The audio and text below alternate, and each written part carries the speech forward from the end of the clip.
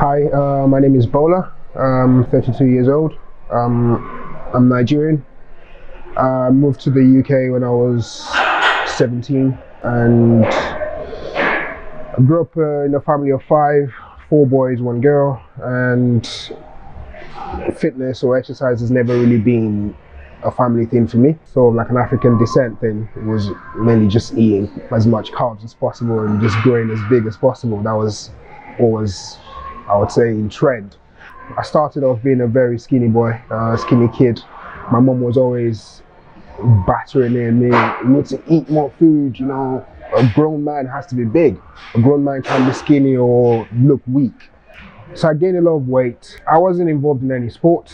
I didn't get involved in any football, no athletics, no running, no nothing. I started attracting the wrong kind of attention because I was seen as a target for people to bully, to sort of release their anger on. They used to call me a cheese ball because I was so round. Going through all of that, after secondary school, I started off in uni. And uni was obviously different. There was no bullying. This was when I moved to the UK, and I was in Swansea Uni. Over there, I was going to a wedding one day with one of my friends, and we had our cravats on. So in the cravat, obviously I was bigger than him. He wore his, and I could see the whole nut of the cravat, and I'm thinking, why does yours look a little bit different from mine? He was a good friend. He was just like, maybe it was just a tailoring. He didn't want to obviously upset me, tell me, oh, it's because you haven't really got much of a neck and you've got like a double chin going on. And I'm thinking, nah, it's not the tailoring because we bought it from the same place. I think I know what it is. And at that moment, I had this thought, this belief that this is not me.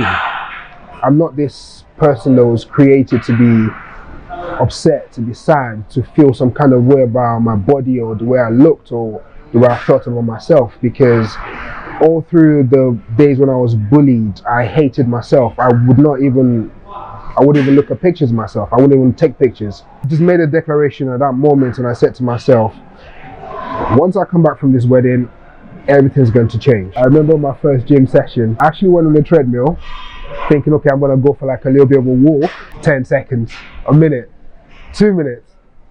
And after about 2.5 minutes, I was like, ooh, I felt this pain in my stomach. It was like stitches, obviously. And I was thinking, oh my days, I'm really, really unfit. The principle of getting the best of yourself was basically, don't focus on the number on the scale. Don't focus on the next person, what the next person is doing.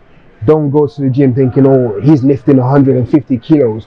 I need to lift 150 kilos. You don't know his story. His story is different from yours. So you just focus on bettering what you did yesterday, day before yesterday, last week, last month. So I said, okay, so I made it to 2 minutes on the treadmill today. Next week, I'm going to aim for 5 minutes. My workouts were not as effective. And I thought, okay, I need to up the game. I need to take it to that next level. I'll train Monday to Thursday, play football Friday, and then Saturday as well, still go to the gym. And after the gym, I'll go running. Within the space of about 5 months from having to wear a waist size 40 trousers, I started wearing a 32. I looked at pictures and I'm thinking to myself, wow, we've actually reached a milestone. So I was like, okay, I'm gonna take some pictures. I'll load it up on Facebook at the time, because Instagram wasn't, I don't even think Instagram even existed at the time. Why have you got a topless picture of a random dude on your page? And I went, that's not a random dude, that's me. They're like, no, it's not possible, that's not you. It was like just the top half of my body without my face. And they didn't believe it. And that's when I kind of knew how much I had done. Because when you see yourself every day, you don't realize your progress and how much you've achieved. I was very happy with it. And I just thought to myself, I'm not gonna stop now. What's the next level? So I could see my six pack and I was like, wow. I don't think I've ever seen my abs in my life. I think I was about 24 at the time, 24, 25 at the time. I was like, I'm getting older, but I'm fitter than I ever was. I can run faster, I can run longer, I can lift heavier, I'm stronger, I look better, I love myself even more.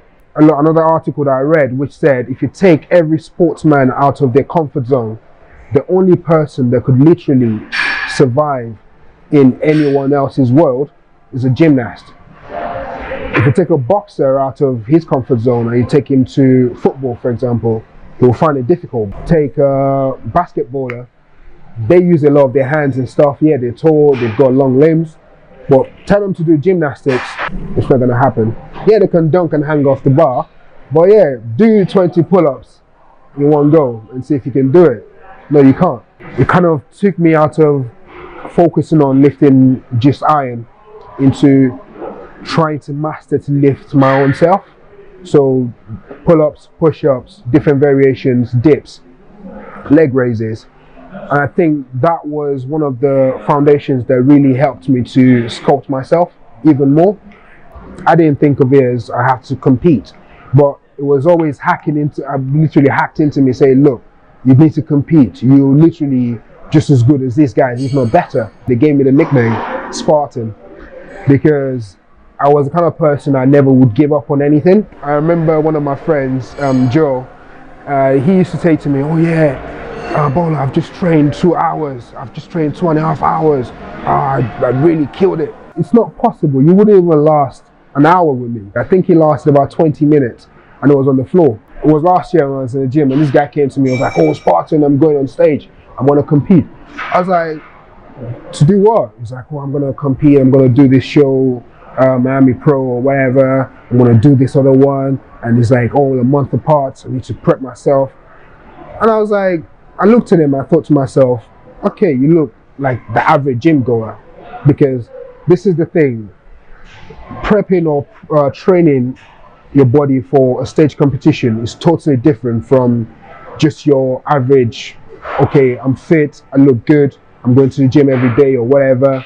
It's different, they're two different worlds. Unfortunately for me, 6-7 weeks to the show day after starting my prep, I had a nasty accident. The fire door on my flat shot on my right foot, on my Achilles, and almost severed my Achilles tendon. Horrible, horrible accident. It was one of those, I'll tell you a little story about what happened. After that happened, being the Spartan I was, I kind of said to myself, it's just a little cut. I'll be fine. I've got cardio in the morning. I just put like plaster on it because the bleeding wouldn't stop. Woke up the next morning and I was literally I was in excruciating pain. And in my mind, the first thing I thought to myself, it wasn't just the pain, it was because I thought, does this mean I'm not going to be able to compete? And I just kind of cast the doubt out of my mind. I said, nah, it's not going to happen. Whatever I need to do, I'm going to do it. And I'm going to make sure I'm on that stage.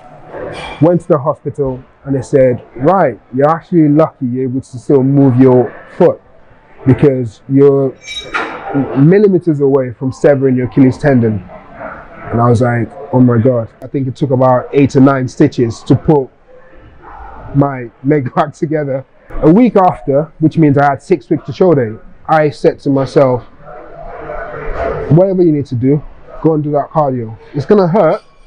So I walked over in my crutches, go on the treadmill, put my crutches on the side, and I'm on the treadmill and I'm sweating, pouring of sweat.